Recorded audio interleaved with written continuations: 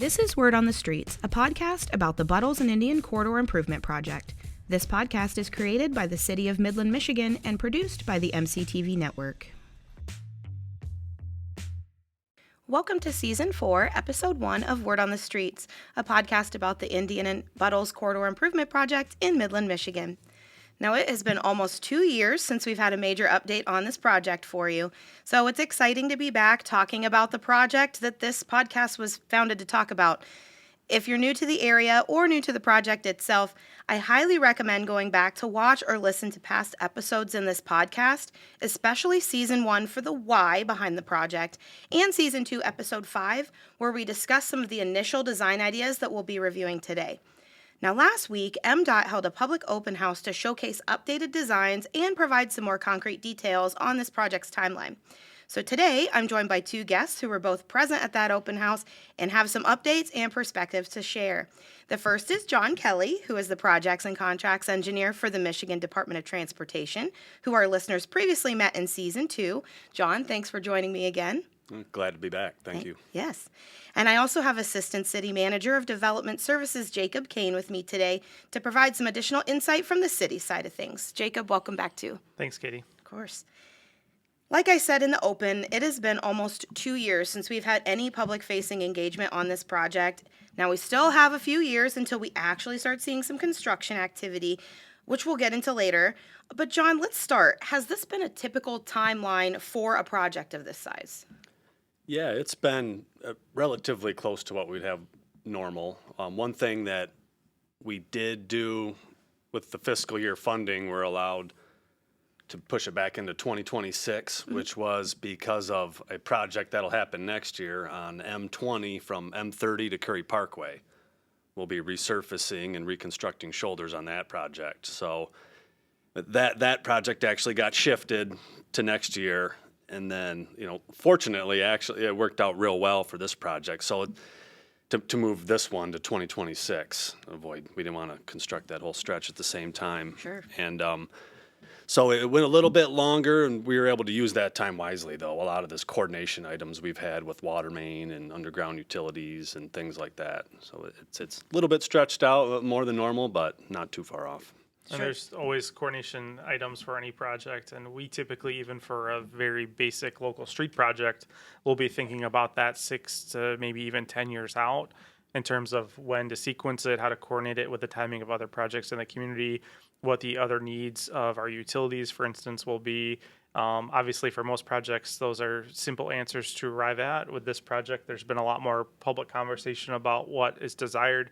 There's a lot more parties involved, and it's a major thoroughfare through the community, and so I would say the time frame really reflects, it is slightly more complex, but still road projects are multi-year, planning and design endeavors before you see construction. It's just not always as public facing.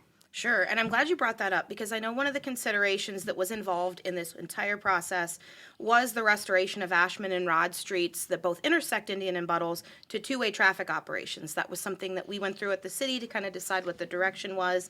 Jacob and I have reviewed this initiative a few times last season in Season 3. Ultimately, City Council decided not to pursue two-way traffic, and that was decided in November 2023. So, John, how did that decision to keep those roadways as one-way streets influence the design as we went through this process? Well, really, we started out designing to their current configuration. So, really, had they gone to the two ways, we would have had reconfigured the signals for two-way traffic on Ashman and Rod. So that part didn't really change on our end. One thing we are looking at that would have been different is we realize there's an issue with large truck turning movements from Ashman onto Buttles. Making that left right now, they swing out and use all 3 lanes, and they even clipping the curbs maybe on each side. So that had it been two-way, they would be turning from farther over when they probably have the extra space. That would have helped a little bit. Sure, yep. But so that's something that's not incorporated yet in the plans we'll be looking at today. That's one of our next steps, to widen some of those radii, make sure the curb line facilitates the large trucks. We've also got some other ideas on how or where to allow the large, it would be a combination of a bunch of things to make sure the design vehicle, which is a large semi truck, can get through there. Another thing that comes into play now, and I think we'll touch on it a little bit later, that was brought up at the open house, was looking at left turns onto Rod from Buttles. That was a comment. At that time, originally we looked at all the turn lanes we were going to add in there with, the 2 lanes now opening up to a turn lane key intersections. The turning movements didn't justify doing a left turn at Rod. But that comment came up a lot.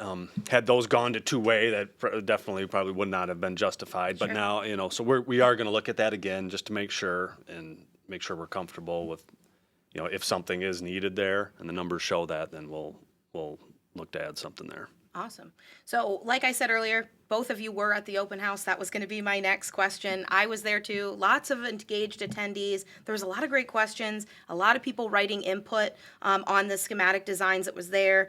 Our listeners, you can find those photos and you can actually see the attendees' feedback where they wrote it on the corridor plots at our podcast website, which is cityofmidlandmi.gov/corridors. John, that was a great first segue into this next question. What were each of your key takeaways from the open house? Yeah, well, Jacob and I were just talking about it. Was in general very positive. It was, it was a very pleasant open house. A lot of people showed up with good feedback, and one of the main ones is multiple people bringing up that left turns at Rod I mentioned, and then a lot of pedestrian safety related and crosswalk comments. So we've got all those comments. We'll look to incorporate as much of that as we can. A lot of them on the crosswalks. One thing I will mention that I'd take the opportunity to mention now is we did show marked crosswalks on our plans at some of the unsignalized intersections that shouldn't necessarily been shown on there. I think so. I got some people excited for those. A part of that, we got to look back at that. All the existing marked crosswalks will be in place, plus an additional one at Fitzhugh at the new townhomes there.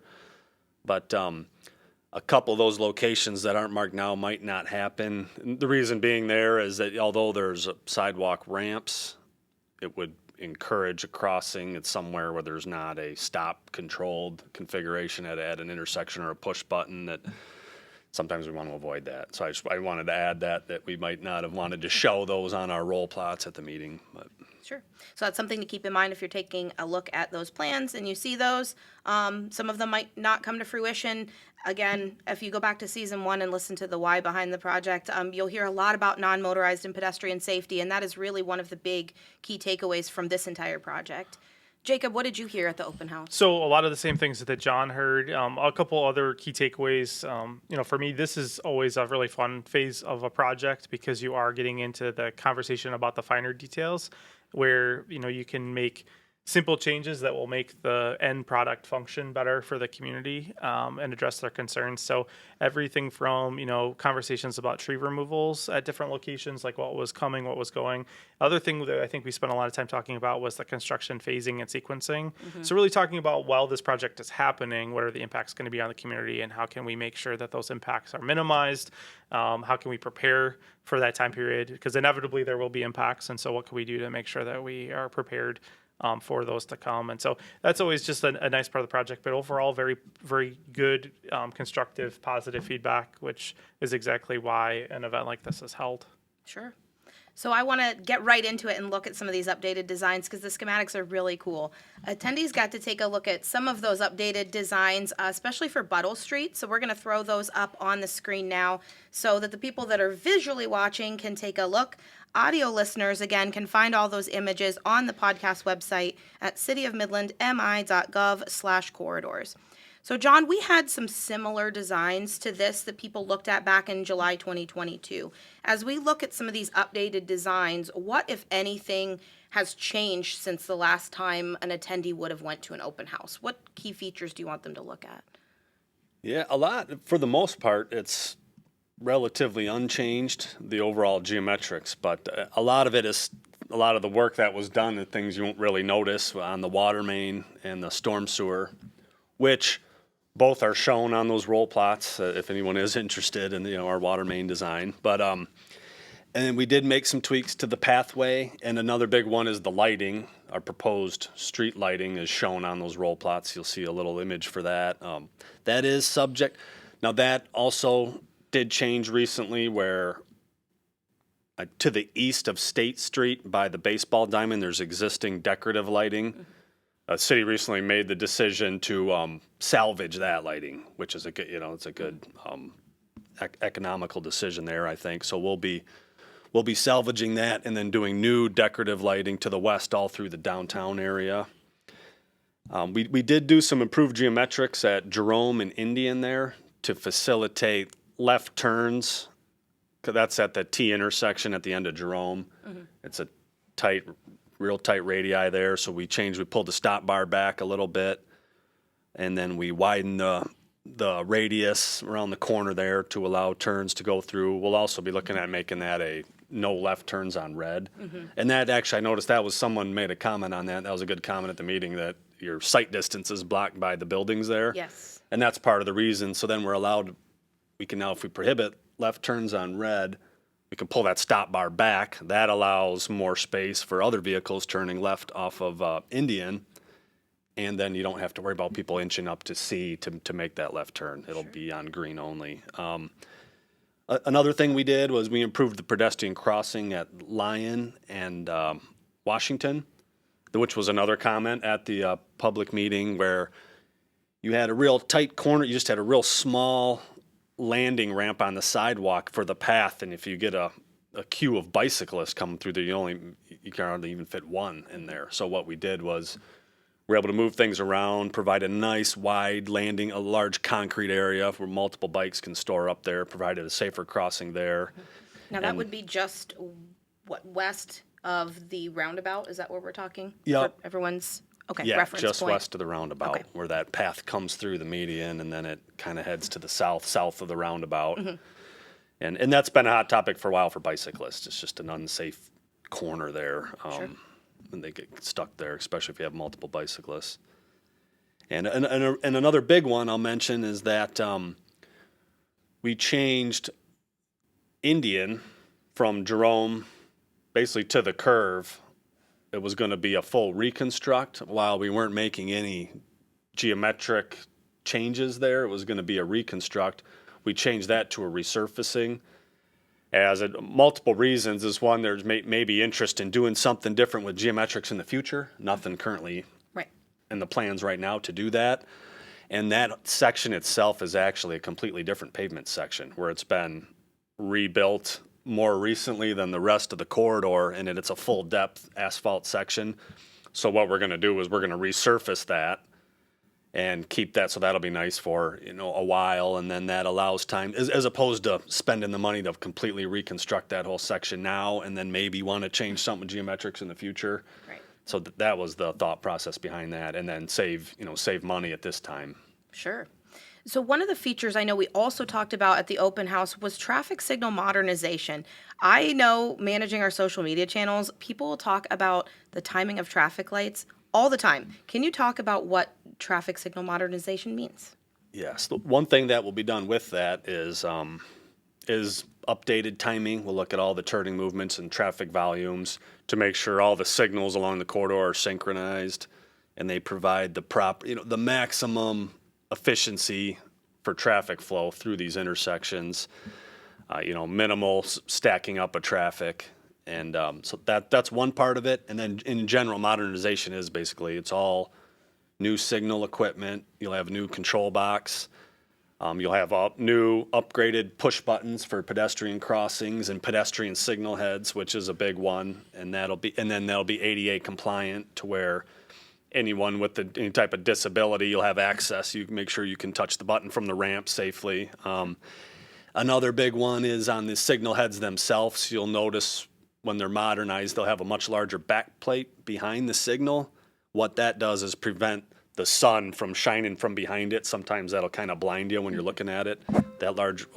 Touch my mic there, sorry about that. But that larger backplate it prevents the sun from blocking your vision.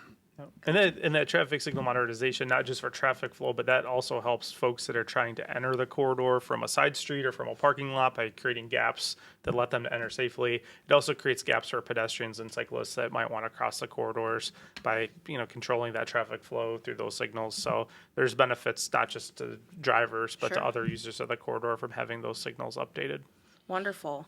So in addition to some of the street reconstruction work by MDOT, Jacob, there's going to be some utilities updates as well. We've kind of touched on that a little bit.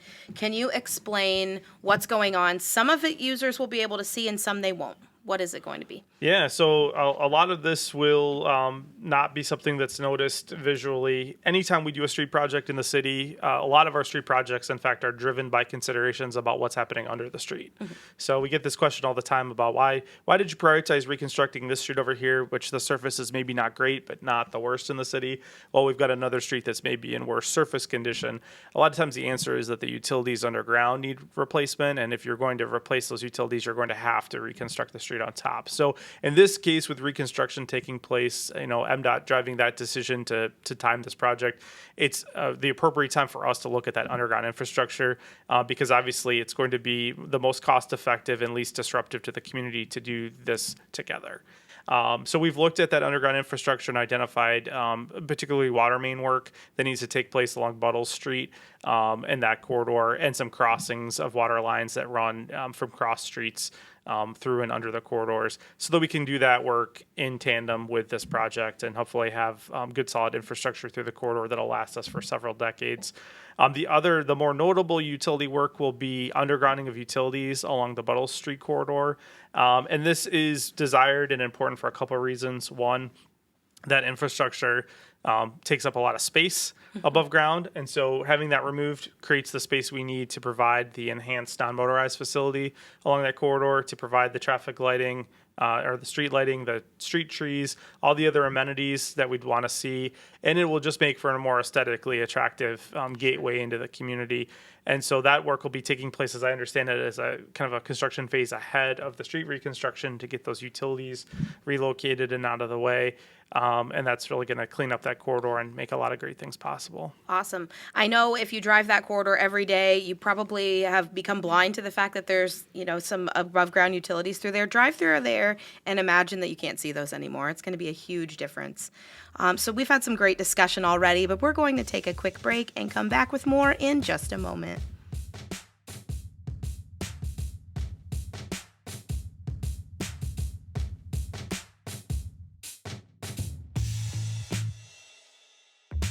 Welcome back to Word on the Streets. I'm here with MDOT Project Engineer John Kelley and Assistant City Manager Jacob Kain as we discuss the latest developments for this project, which is scheduled to begin construction in early 2026. So Jacob, we kind of talked about this earlier, but this project actually went before City Council just before this open house on the 23rd because there were some items that City Council needed to give some blessing for and some funding allocation for. Can you talk a little bit about your presentation on the 20th and what City Council decided? Absolutely. So although this is an MDOT project for an MDOT estate-controlled roadway system, there's a couple of key components of city involvement in this project. So first, whether the city wanted to see anything additional done in this corridor or not, the city is required to provide a financial contribution to the project. In this case, correct me if I'm wrong, John, that's a little over 11% of the total project cost is contributed by the City of Midland. And so that at this point, the preliminary cost estimates put that at about $1 million of cost contribution by the City of Midland. But throughout this planning process, that's been almost a decade, there's been, the city has identified several elements that we would like to see included in the project.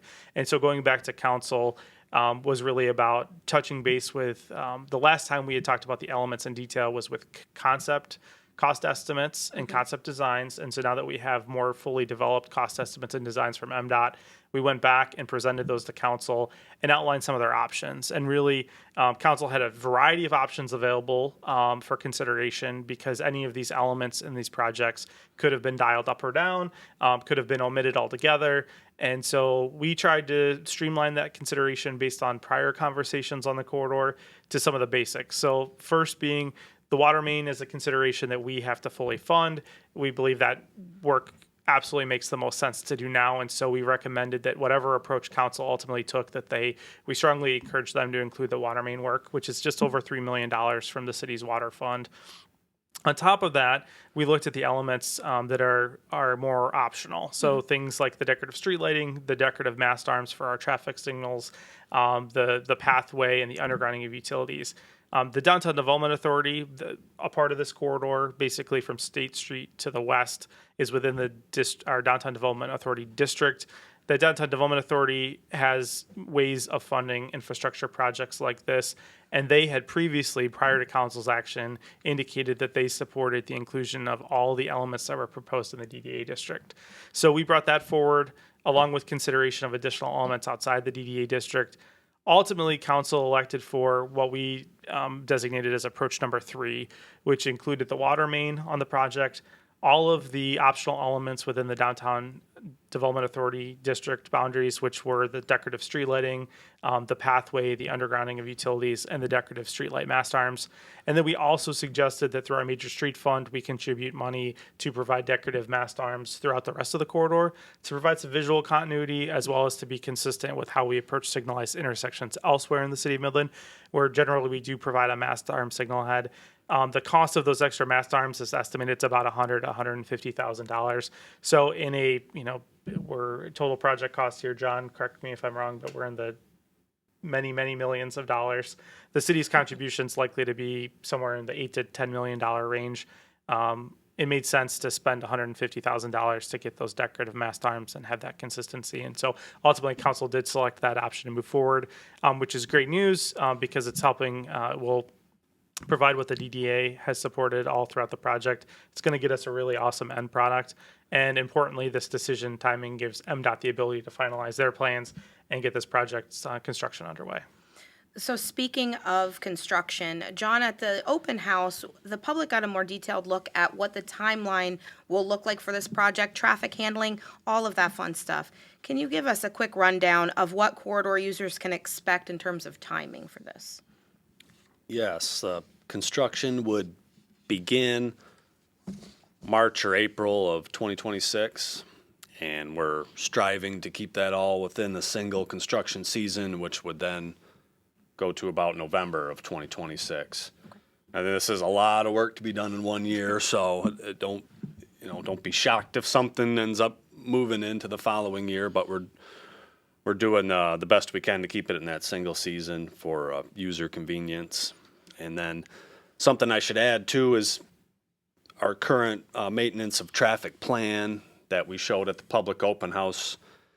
The idea there was to keep one lane of traffic on each bound open at all times, starting with the eastern portion of the corridor at Patrick and Lyon, and then doing each one of those as a separate phase, and then moving to the downtown area, Indian and Buttles, and then doing reconstruction of Jerome Street.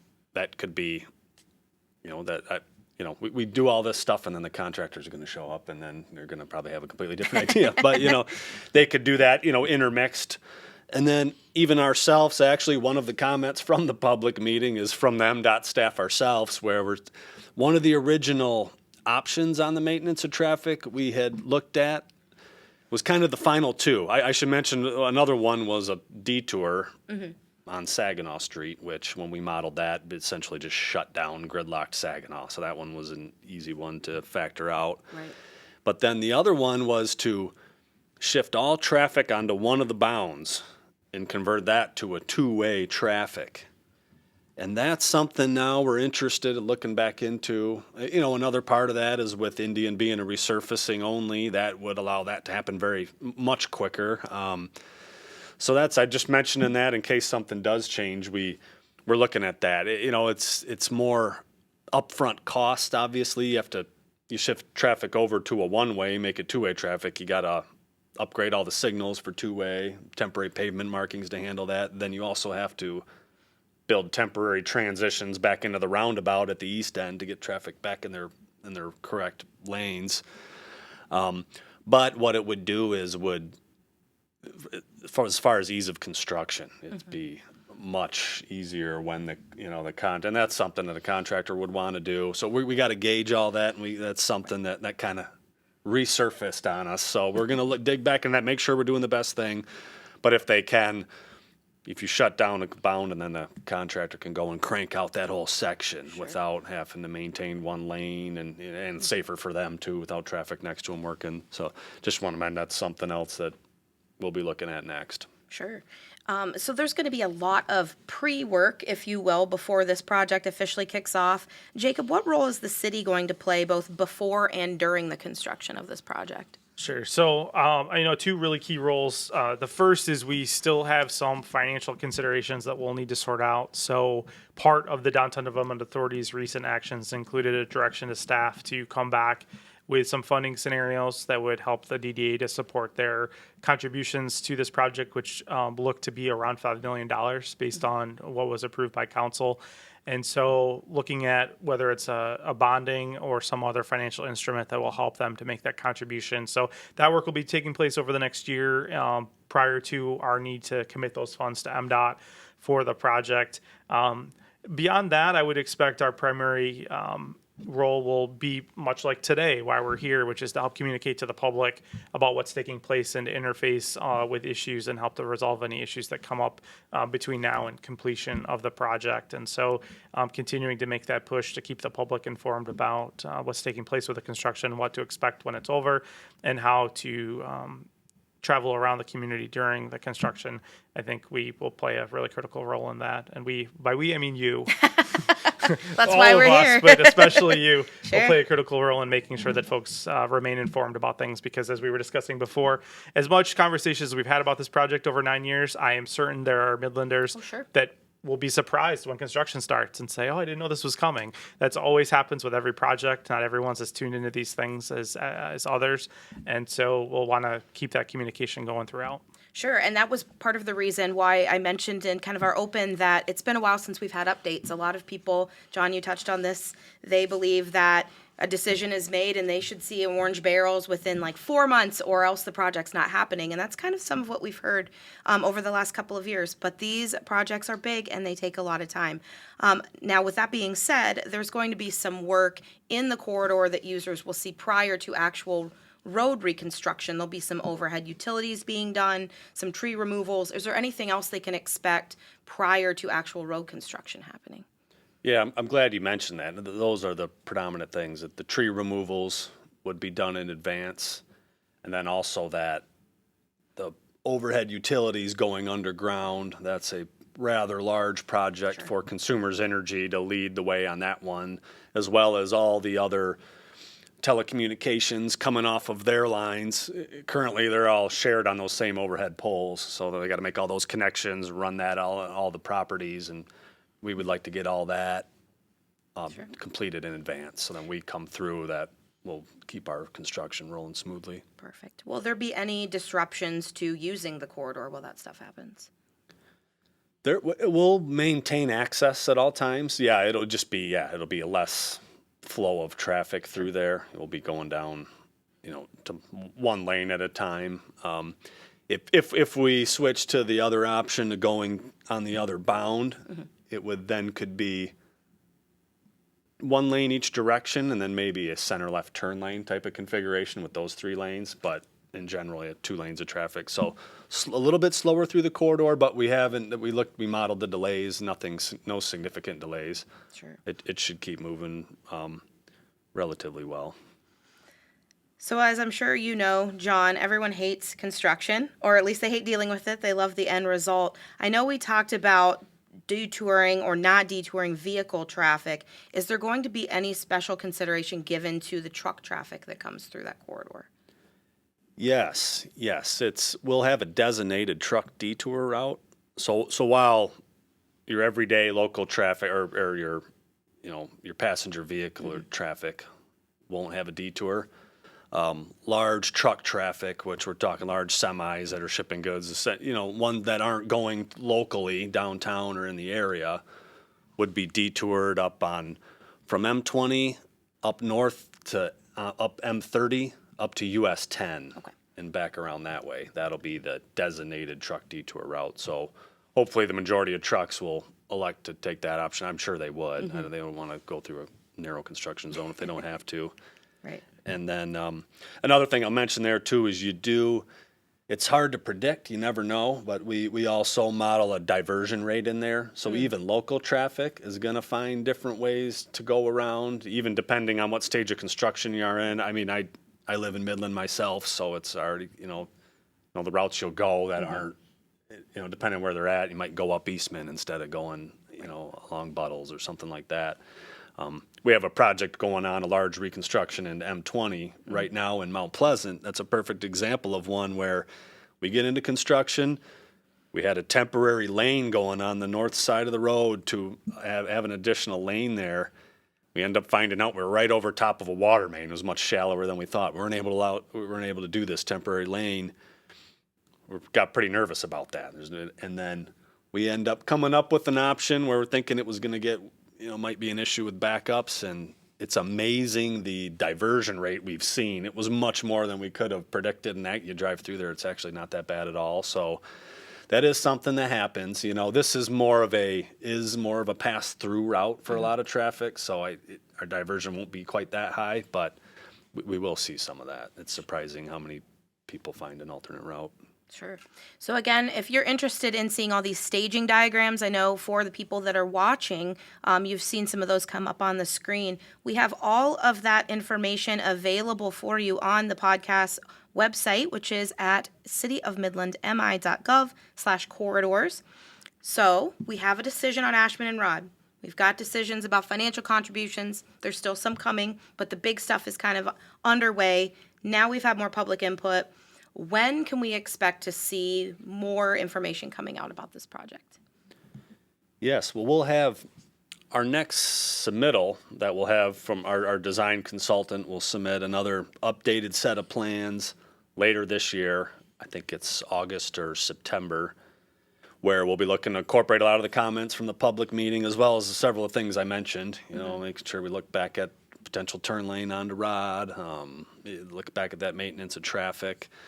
Another big thing we'll be digging into next, we're now at the stage where we look at sight distance at intersections to make sure when you come up at an intersection you can see before pulling out in front, make sure you're not blocked, which trees come into play there, buildings, things like that. And that'll be a big one, is where now we want to plug in trees everywhere possible, but we don't want those trees to get larger and block you from seeing and Right. become a dangerous thing.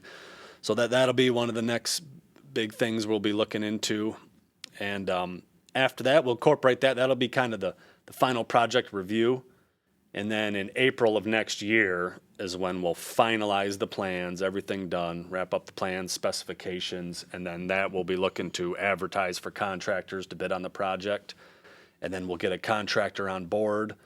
The plan is August of next year, August of 2025, which is a nice time frame to do it. That allows them plenty of time to then look at ordering materials, which we have a lot of on this project, that long lead time materials. We have new signal poles, water main, decorative lighting. Those we're seeing real long lead times on. So that allows them a nice cushion to start ordering those materials before 2026 construction. Wonderful.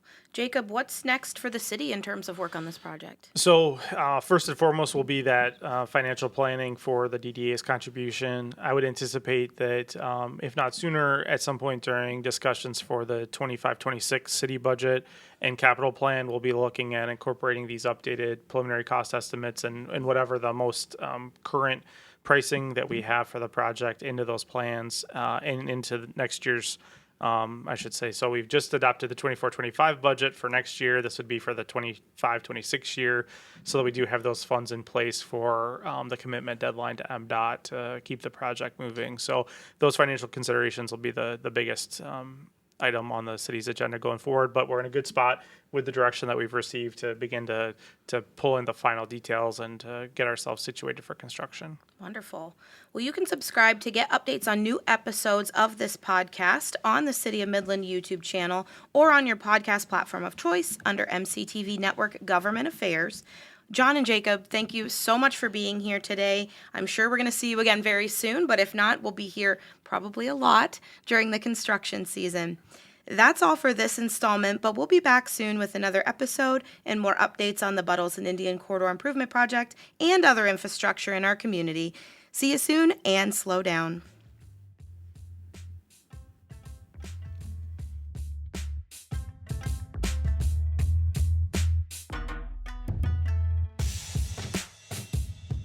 This has been Word on the Streets, a podcast created by the City of Midland, Michigan, and produced by the MCTV Network. For more information on this podcast or to learn more about the Buttles and Indian Corridor Improvement Project, visit cityofmidlandmi.gov/corridors.